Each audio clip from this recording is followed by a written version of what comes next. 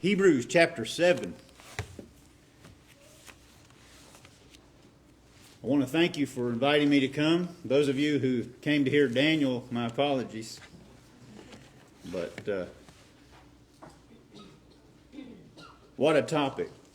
To be imitators of Christ in holiness. In Hebrews chapter 7, verse 25 says, "Wherefore he is able also to save them to the uttermost that come unto God by him, seeing he ever liveth to make intercession for them. For such an high priest became us, who is holy, harmless, undefiled, separate from sinners, and made higher than the heavens." When I think about all that Jesus is, especially this aspect of his holiness, that's a major undertaking for us to imitate that. I can't help but feel like the prophet who, as he saw the angel and the train, that he saw himself and said, "I am undone. I'm a man of unclean lips." Or like Peter, whenever he saw the Lord, whenever he was embarrassed, and he put on his fisher's cloak and he jumps in the water. Or on another occasion, he said, "Depart from me, Lord, for I am a sinful man." When you think about the Lord's holiness, and you think about yourself, it's natural for us to start to realize, well, how can I be holy as He is holy? And yet that's what He asked us to do. One thing I will say is that the hope is that we don't make ourselves holy. It's His blood that makes us holy. And it's by His mercy that we can be holy. And yet we are encouraged to do just that. In 1 Corinthians chapter 11, Paul said, "Be imitators of me as I imitate Christ." And so this aspect of imitating Christ in His holiness is definitely something that God calls us to do. First, I guess we need to understand what holiness is. Let's define it a little bit. If you look it up in a dictionary, it means to be set apart, to be dedicated, or devoted, consecrated. All of those are terms that would be used interchangeably. In Exodus 3 and verse 5, we see an example of the idea of what it means to be holy. In Exodus 3, Moses hears a voice coming out of a bush. That's different. And this bush is burning, but it's not consuming. That's different. And the voice says, "Remove your sandals, for the place where you stand is holy ground." What's the idea? There's something about this place. There's something about who is present. There's something about who is speaking that is not ordinary. It's not common. This is not an everyday occurrence. And so that idea of holy ground, this is a special occasion. Okay? When we think of a holy day in the Old Testament, like the Sabbath, remember the Sabbath day and keep it holy. Well, what does that mean? The Sabbath was not like every other day. There are 6 other days where a man ought to work. But on the 7th, it's a special day. It's a devoted day in the Old Testament. So we're getting an idea of the idea of holiness. In the tabernacle, you had the holy place. Not everybody was allowed in there. If you were a foreigner, you were outside of the covenant of Israel, you weren't allowed in there. You had to be a Levite, not just any Jew was allowed to work and serve in the tabernacle. Now the most holy place, that's even more special, because only one man was allowed to enter that, and not every day, but one day out of the year. And there's some steps that he had to go through in order to be able to do that. There were some barriers between what he had to do and be able to do that. This was a very special place because it was a meeting place between man and God. It represented that. And so God is teaching his people and teaching us through these examples the idea of holiness. Another example, look at Exodus 30 and see if we can get the idea of holiness here. They had a oil that they were supposed to put on, the priest, to anoint them, to consecrate them, set them apart. They were not like everybody else. By the way, the Levites did not have the territory like everybody else. They didn't live like the others. They had to serve the tabernacle. Whenever a priest would work in the tabernacle, he had to have special garments on. He had to be anointed. He had to be consecrated, dedicated to that office. He wasn't allowed to do some things that the other people were allowed to do. It was very special in that service that he had. But notice in Exodus 30, in verse 31, they had this oil that they were to anoint the priest with. It says, Exodus 30:31, and thou shalt speak unto the children of Israel, saying, this shall be an holy anointing oil unto me throughout your generations. Upon man's flesh shall it not be poured, neither shall ye make any other like it, after the composition of it. It is holy, and it shall be holy unto you. Now notice the difference here between this oil that's holy and any other kind of oil. Verse 33, whosoever compoundeth any like it, or whosoever putteth any of it upon a stranger, shall even be cut off from his people. They were told, you're not allowed to take this, make it like your regular perfume. Imagine somebody taking that and dabbing a little bit and putting it on. I like the way that smells. I'm going to wear that. Wear that all the time. Well, the priests wear it, so I want to wear it. Yet, he's telling them, don't do that. And the reason why is this was special. This was a holy oil. It wasn't your ordinary oil that you would put on. It had a certain recipe to it. So are you getting the idea of holiness? There's another example in Leviticus 11, when the Lord was teaching them the difference between clean animals and unclean animals. This was to teach them how to be holy. Look at Leviticus 11. This may be far removed from us today because we don't have this distinction between clean animals and unclean animals, but it teaches the same lesson that we need to get. Leviticus 11. Notice with me that when he's telling them, these animals you can eat, these animals you can't. These fish you can eat, these fish you can't. There was a set rule that you had to follow. The animals had to either have a forked hoof and you had to chew the cud. The fish had to have fins and scales. Otherwise, you didn't eat it. Then there was also things that where you became unclean if you did, or if you touched a carcass of a dead animal. You became unclean. You had to wash your clothes. And you had to be unclean until evening. So what's he teaching them? These animals you can touch and eat. These animals you can't. Well, notice in verse 44 the point.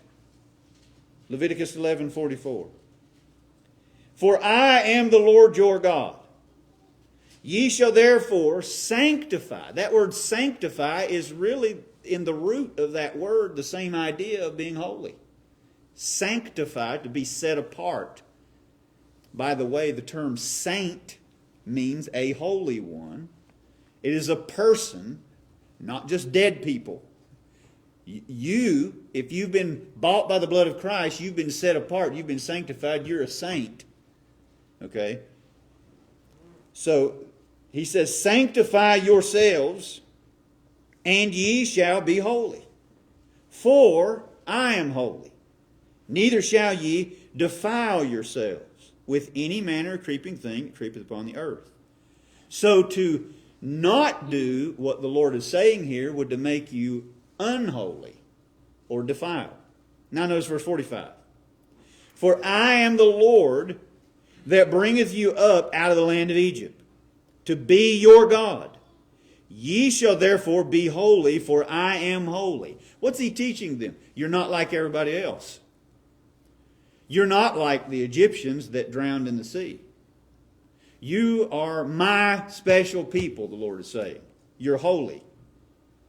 Verse 46. This is the law of the beasts, and of the fowl, and of every living creature that moveth in the waters, and of every creature that creepeth upon the earth. Notice verse 47.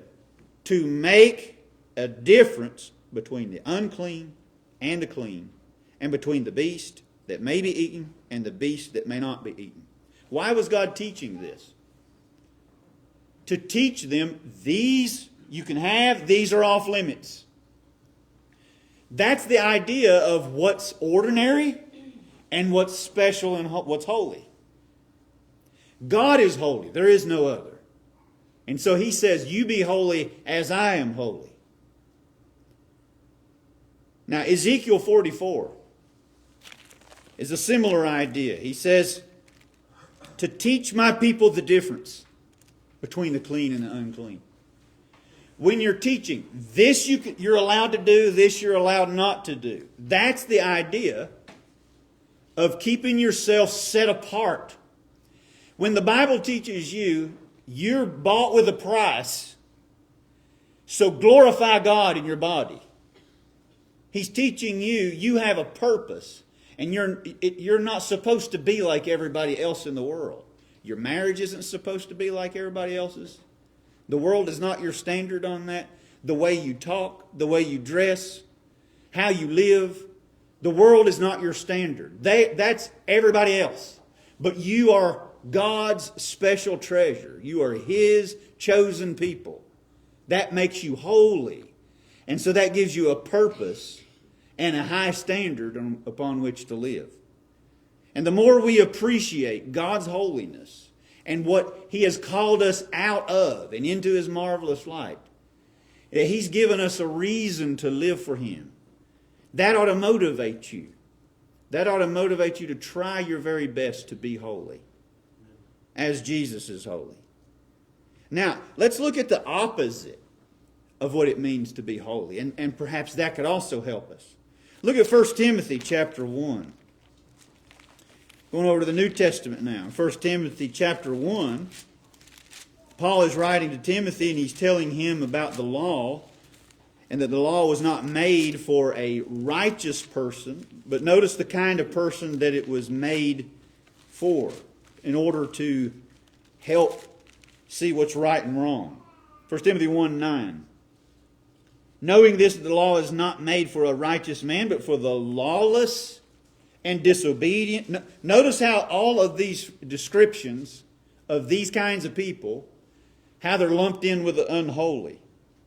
For the lawless and disobedient, for the ungodly and for sinners, for unholy and profane. That word profane is very similar to the term unholy. It means common. It means ordinary, like everybody else. He says, for murderers of fathers and murderers of mothers, for manslayers, for whoremongers, for them that defile themselves with mankind, for men stealers, for liars, for perjured persons, and if there be any other thing that is contrary to sound doctrine. If you do those things, you're living like everybody else. You're unholy. But God's people are called to live above that. Now, they're not to be condescending, and they're not to have a self-righteous attitude whenever they're told to be holy. It's not that we look down upon these people, but we're not to be like them, though. And that's what the Lord is telling us to do. Notice also 2 Timothy chapter 3. One more example on that. It's a very similar list of descriptions of the unholy. And it will give you the idea of what not to do. 2 Timothy 3, verse 1 says, this know also, that in the last days perilous times shall come. See if this describes what we see in our communities. For men shall be lovers of their own selves, covetous, boasters, proud, blasphemers, disobedient to parents, unthankful, unholy, without natural affection, truce breakers, false accusers, incontinent, fierce, despisers of those that are good, traitors, heady, high-minded, lovers of pleasures more than lovers of God, having a form of godliness, but denying the power thereof. From such turn away. If we act like any of those descriptions, we're not being what God has called us to be. We're not being like Christ. And when we talk about the term Christian, what is that? It's an honor to wear that worthy name by the which we are called. It is something that we ought not ever be embarrassed of. If somebody were to ridicule us, to call us names, or to revile us, or persecute us, or whatever, because we are a Christian and we're following Christ, we ought not be ashamed about that. And now if we do what everybody else does, and then we're being punished because we've done wrong, there's no glory in that. God does not honor by that. And we're not being holy.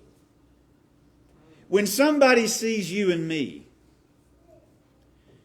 would they be surprised if they found out that we are a Christian? Would they be shocked?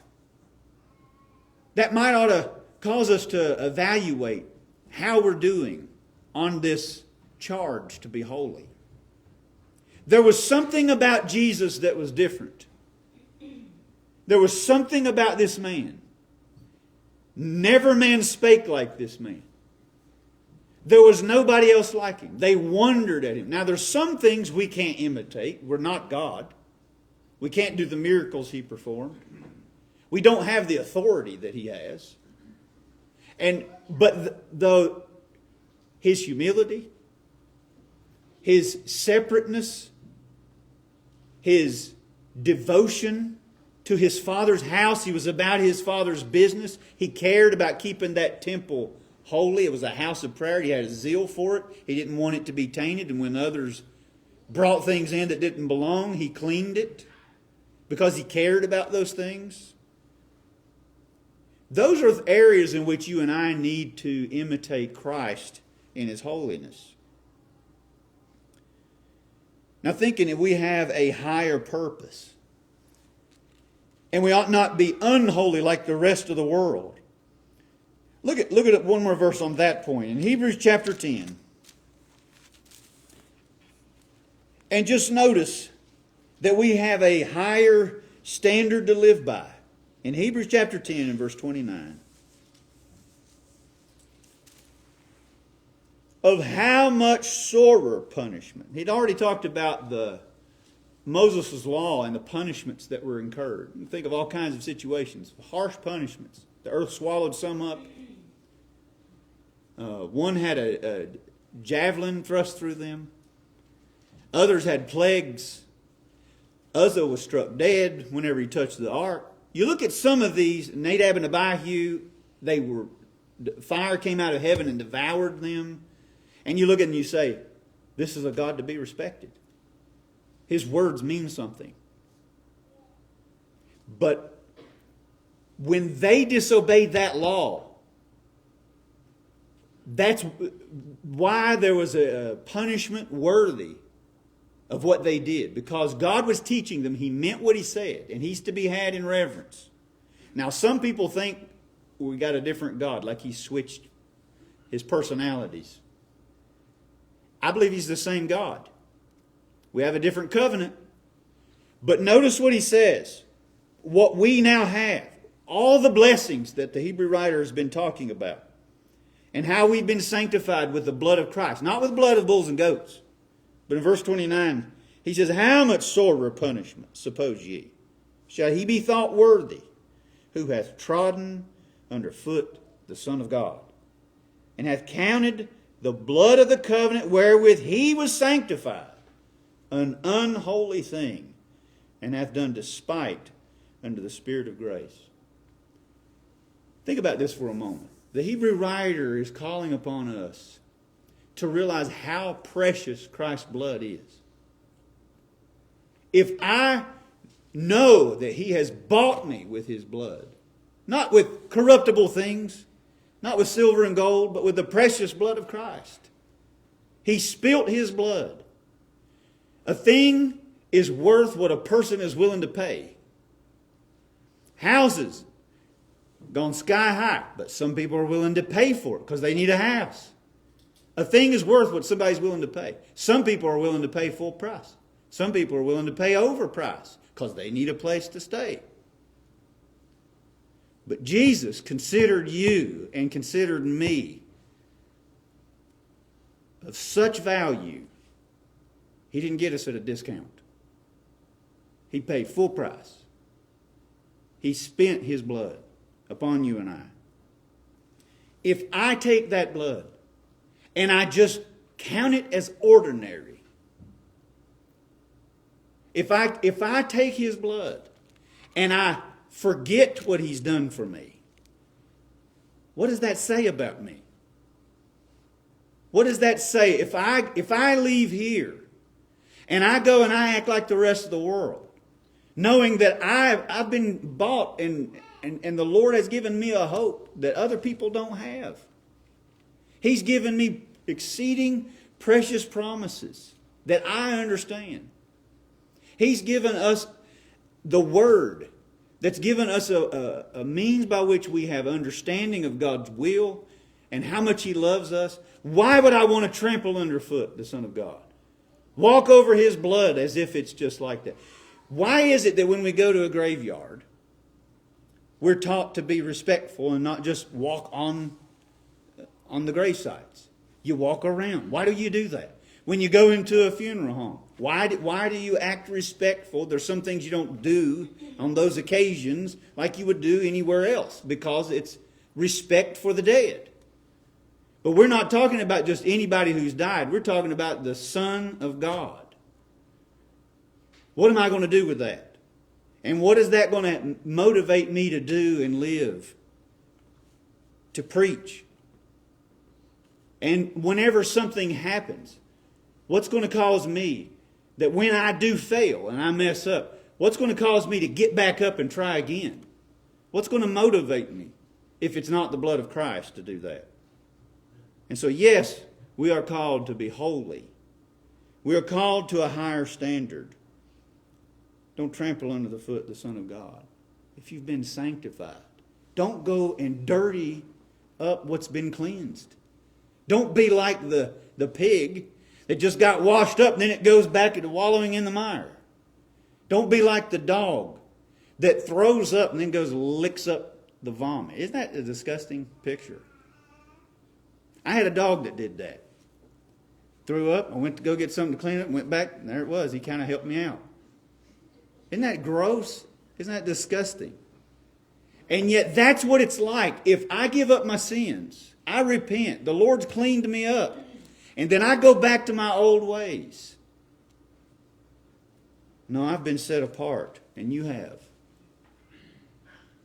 If you've been baptized in the blood of Christ, and you've obeyed from your heart that form of doctrine, you need to set your affection on things above. And you need to dedicate yourself and your life and your attitude, your heart, your mind. And you need not ever give these thoughts over to the devil and to the world. Be holy. Now notice in 1 Peter, in chapter 1. In 1 Peter chapter 1, verse 15. But as He which hath called you is holy, so be ye holy in all manner of conversation. That's your conduct. Whatever you do. It's a good practice to do what Jesus did. Or don't do what He would not have done. He went about doing good. He served others. Now notice in verse 22. Seeing ye have purified your souls in obeying the truth through the Spirit unto unfeigned love of the brethren. See that ye love one another with a pure heart, fervently, You've been born again. Now, chapter 2, verse 5. You're a spiritual house. You're a holy priesthood to offer up spiritual sacrifices. Verse 9. You are a chosen generation, a royal priesthood, a holy nation, a peculiar people. Peculiar here does not mean weird. I mean, we might be, but that's not the idea of the term. Peculiar means special, a special treasure. You know, that's the idea of holy. You know, like a paper plate is a common thing. You can trash that. But then there's a special dish. You only bring it out on certain occasions. And you don't handle that the way you do the paper plate. God is His special treasure. He values you and I. When you see your worth the way God does, not self-esteem the way the world teaches it, but your worth the way God teaches it, then you realize you have a reason to live. Not because of us, but what He has done for us. So verse 12, having your conduct honest among the Gentiles, that when they speak evil against you as evildoers, they may by your good works, which they shall behold, glorify God in the day of visitation. In case you haven't noticed, the world's watching you. They watch what you say. And sometimes they're going to do with you like they did with Jesus. Try to catch something out of your mouth and say, see, that person claims to be a Christian. Look at what they did. And then now you've given them occasion to blaspheme. Be real careful about that. And so, be respectful of those in authority. Verse 13 and 14. You know, Jesus was still, He's the King of kings and Lord of lords. And yet He obeyed laws. There's this one occasion where He's told He's expected to pay a temple tax. And He asks Peter, He says, who normally pays this stuff? The king or the subjects? Well, the subjects do. Well, that's right. But lest we offend them, go to the water and fish, and first one you catch, then get the money out of its mouth and go pay that for you and me. He went ahead and paid it. And you might think, I'm above this. And He was. And He is. And yet, He submitted. That's interesting. When I think about who Jesus is and His humility, His love, His service, His devotion, His holiness, no guile out of His mouth. And we're told that we're going to be judged for every idle word. When Jesus spoke, His words were gracious, seasoned with salt. He knew how to answer. There were times where He had mercy on His tongue. Now, there were times where He rebuked as well, but they were true.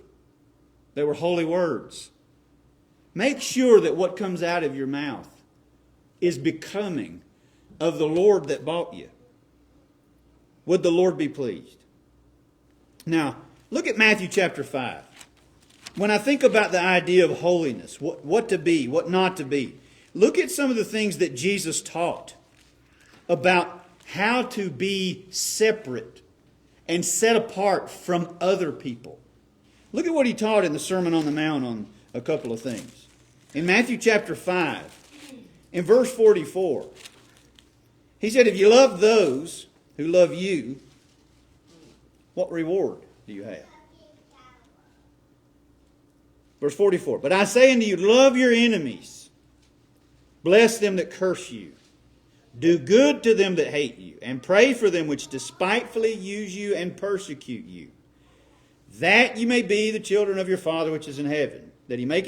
For He maketh His sun to rise on the evil and on the good, and sendeth rain on the just and on the unjust. For if you love them which love you, what reward have ye? Do not even the publicans the same? What's He asking you to do? Something different than everybody else. Everybody else greets people who greet them back. Everybody does that. Everybody likes those who are kind to them. That's not hard to do. But what separates you from everybody else is how you treat those who've mistreated you. That's what's going to separate you and make you holy and help you be more like Christ. Verse 47, for if you salute your brethren only, what do ye more than others? Do not even the publicans so. Be ye therefore perfect, even as your Father which is in heaven is perfect. I believe this is the idea of being holy. To love those who don't love you back. To love those who are hard to love. That's what Jesus did. That's what makes him holy. He's not like everybody else. That's what separates us. Another is in Matthew chapter 6. Jesus taught not to pray like everybody else. You think about that. To imitate Christ in his holiness. Who are we praying to? We're praying to the Holy Father. But we're not just praying like everybody else prays. We're not praying like the heathen pray. We're not praying like other religious people pray. In chapter 6, the earlier part, there's 3 things he mentions in the first section. Praying, fasting, and giving. And these are things that ought to be prominent in a Christian's life. He says when you do these things. It's expected that you do it. But when you do it, don't do like others do who do it for the motive or the pat on the back. They do it because they want others to notice them. They want somebody to look at them and say, wow, he's spiritual. Look at how much money he gave. Look at how good his prayer was. Look at how long his prayer was. Look at how long he must have fasted. Boy, he looks sickly. He must have fasted a long time. He must really love God. And if you're doing that for the purpose of getting that attention and getting the praises of men, he says, that's all you're going to get. That's your reward. But if you want God to reward you, you don't do it for the praise of men. You do it in secret. Don't let your right hand know or your left hand know what your right hand does. Do it because it's the right thing. Do it because you're trying to please God. Now you're being like Christ. Now you're being holy. Don't be like everybody else. Don't be like the rest of the religious world that just comes. Or then they give a little money. Or they do it all as a show. It's all a facade. No, be genuine. Don't be half doing it. Be all in. Be completely and wholly given to the Lord to please Him and no one else. In Matthew 6, in verse 32, he again later switches the subject to talking about what things are important to you, that you treasure. What things are you concerned about? It's not wrong to have things. It's not wrong to work for money. We all need it. It's not wrong to say, give us at this day our daily bread. He already said that earlier in chapter 6. We all need that. It's not wrong to be blessed. Don't worry about it. And be anxious about it. You want to know why? That's what everybody else does. That's what the world does. What's everybody else doing right now in this time? Worrying about how am I going to feed my family? How am I going to put food on the table? How am I going to do this? What happens if I lose my job? I already lost my job. How am I going to be able to make it? These things do happen, and I get it. I totally do. I've been right there where you're down very close and you're wondering. And these things can keep you up at night. But Jesus is teaching it. That's what the Gentiles do. They care about these things. But we of all people should know we have a God who's made this world and given us dominion over all the animals. And He has a special place for us. He hasn't forgotten us. Even if we have to suffer a little bit, we're going to have ups and downs. It's going to happen. Take the good with the bad. Don't blame God. Don't worry and stress about stuff. That's what everybody else does. They're living for the here and now, but you and I are living for the heaven. And so we ought not be stressing the way the world does. Seek first the kingdom of God and His righteousness, and all these things should be added unto you. Take no thought for the morrow shall take thought for the things of itself. Take one day at a time. Don't borrow trouble from the next day. What if you don't make it through the day? Make sure when you lay your head down tonight that you're right with the Lord. There may not even be a tomorrow. Why do you want to stress about what you can't even control the next day? And so, yes, these are things that are easier said than done, but the Lord is telling us to be. This is how you separate yourself from others. Verse 32, for after all these things do the Gentiles seek. Where's their hope? In their 401k, I guess.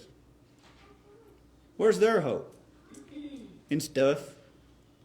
And this is why they're happy when stuff is great. And they're miserable when stuff ain't. But you and I have something deeper. Is not your life more than food and clothes? And isn't the substance more than that?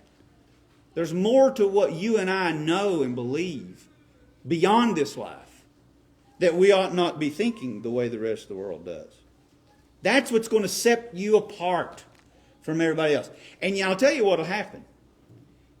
Isn't it interesting how one person can have seemingly everything made, and they're stressing over everything. And here's somebody over here who's having it really rough, but they have a joy, they have a peace. They're able to stay calm. Like when the Lord was on the boat, He's sleeping. They're thinking, don't you care? Don't you know we're going to die? Don't you care? Sometimes there are those who do. And sometimes it's even us who need to be reminded of these things. So Jesus says, why are you doubting? O ye of little faith. That's what normal, ordinary people do. But this is what separates the faithful. Those who really understand what God is saying from the rest. We're not to be like everybody else. Don't worry like the Gentile. Don't be power hungry like everybody else. Matthew chapter 20. Jesus taught this. In the Lord's kingdom, His kingdom's holy. And it's a special kingdom. It's not like other kingdoms. It's not like where you have a king and how you really do well is you dominate people. How you do really well is you defeat and you put people under you and then you increase your territory, you increase your wealth. And that's how you get higher in the world's way of looking at things. But in the Lord's kingdom, the way up is down.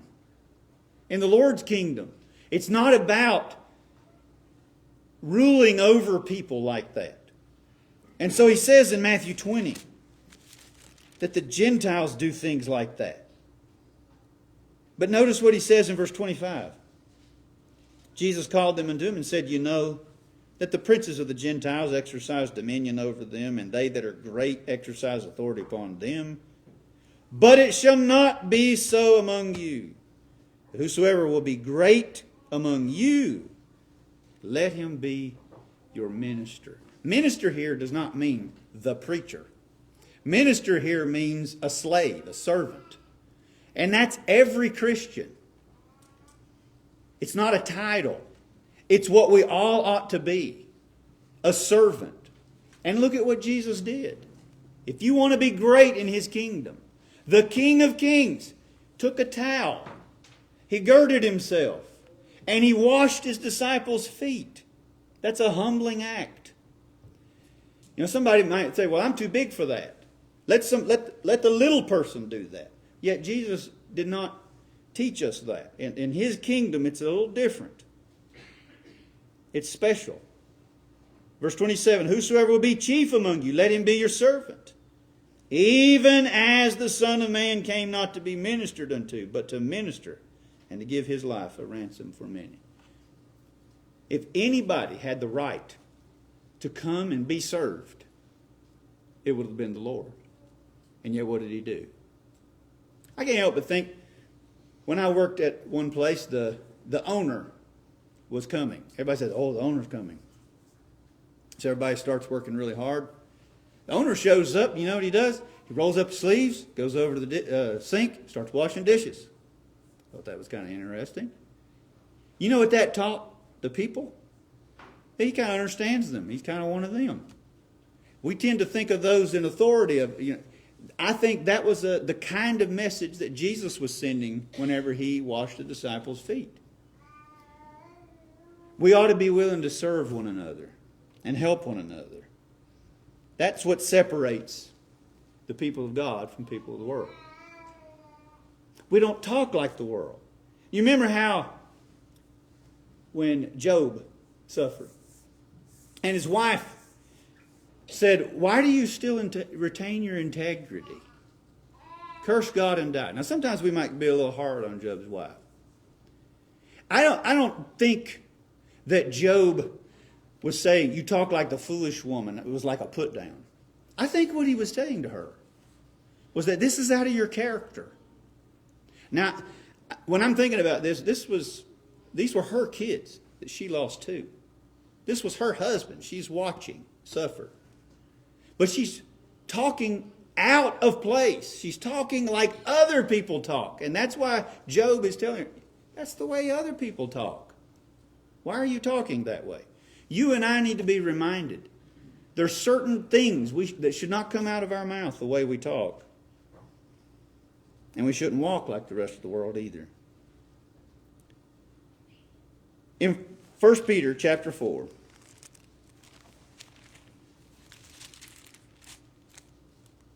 verse 1. For as much then as Christ hath suffered for us in the flesh, arm yourselves likewise with the same mind. That sounds like imitating the Lord and his attitude. For he that hath suffered in the flesh hath ceased from sin. Jesus never sinned. But if you want to be imitators of Christ, you've got to stop the sin, whatever that is. Verse 2, that he no longer should live the rest of his time in the flesh to the lusts of men, but to the will of God. Maybe you say, well, I have wasted some of my life. I have done some things I'm ashamed of. But the good news about the Lord is you can be forgiven of that. But I like this expression when he says, don't live the rest of your time. How much time do you have left? What is the rest of your time? And how are you going to spend it? Are you going to spend it for yourself? Doing what you want to do? What feels good to you? Or like what everybody else does? He says in verse 3, for the time past of our life may suffice us to have wrought the will of the Gentiles, when we walked in lasciviousness, lusts, excessive wine, revelings, banquetings, and abominable idolatries. We used to live like that. Not anymore. Why? Because we're set apart. We can't do those things anymore. Might it cause us to lose some friends? If we're set apart, we don't go to those parties. We don't go out with the guys if they're drinking. We're not going to be involved in certain activities. We just don't go. Would they look at us like we're weird? That's what he says in verse 4. Wherein they think it strange that you run not with them to the same excessive riot, speaking evil of you. Sounds to me like you're different. Sounds to me like you're set apart. You're not like them. And so you need to abstain. And so I really believe that in a lot of these areas are some points where we need to be holy. As Jesus is holy. In our language, in our talk, in our attitude, how we treat one another, in our hope, our purpose in life. You ever wonder why Jesus put up with some of the things that he did? Jesus said, I have food that you don't know anything about. Sounds to me like he had a purpose. It sounds to me like there was something very special of what motivated him. And you know what that was? It was you and me. The Hebrew writer says he's not ashamed to call us a brother. When I think about that, I ought not be ashamed to call him our Lord. I have a purpose. You have a purpose. If you haven't been set apart, why not? Let the blood of Christ cleanse you. Believe with all your heart that Jesus died for you. He's the Lord. Repent and turn. If you have done some things, the Lord forgives. Sometimes people say, well, I am unholy. Maybe you're thinking about all this and you realize, I am unholy. And if you're thinking, the Lord will never forgive me for the things I've done, consider the people that the Lord has forgiven as a pattern that if He can forgive them, He can forgive us, and He can make you holy. He can take the dirtiest and the vilest sinner and make them clean. He can take the persecutor and make him holy. And He can cleanse you through His blood. Won't you be baptized? And won't you be cleansed? And then live for Him. If you're a Christian, know your purpose. Don't forget who bought you. Your body is a temple. Don't defile the temple. Appreciate your attention. Whatever you need to do, won't you come while we stand as we sing.